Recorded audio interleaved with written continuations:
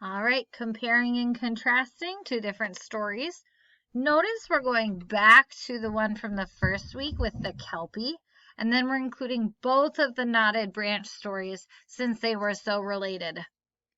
Part 1 and part 2 for as the other story. Specifically, what I want you to think is how did each of the main characters respond to the challenges that they faced? Okay, so that will at least give you maybe one difference and one similarity.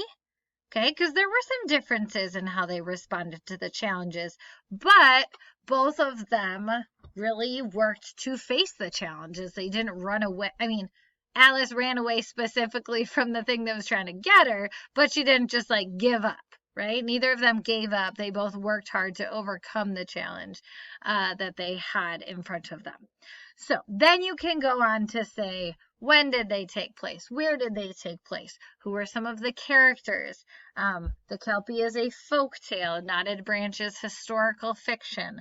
So they are both fictional, but they're very different types of fiction, because one is actually based on real events and the other one is much more made up. Okay, so hopefully that can inspire you, and I would really challenge you to maybe put a sentence in each blank, not just a word. Okay, so instead of saying folktale, say this is a Welsh folktale. Or don't, instead of saying historical fiction, say this is historical fiction that took place in the 1700s in the colonies, okay, or in the American colonies, something like that. So just challenge yourself to really do your very best and go a little deeper than some of you sometimes go. All right, good luck.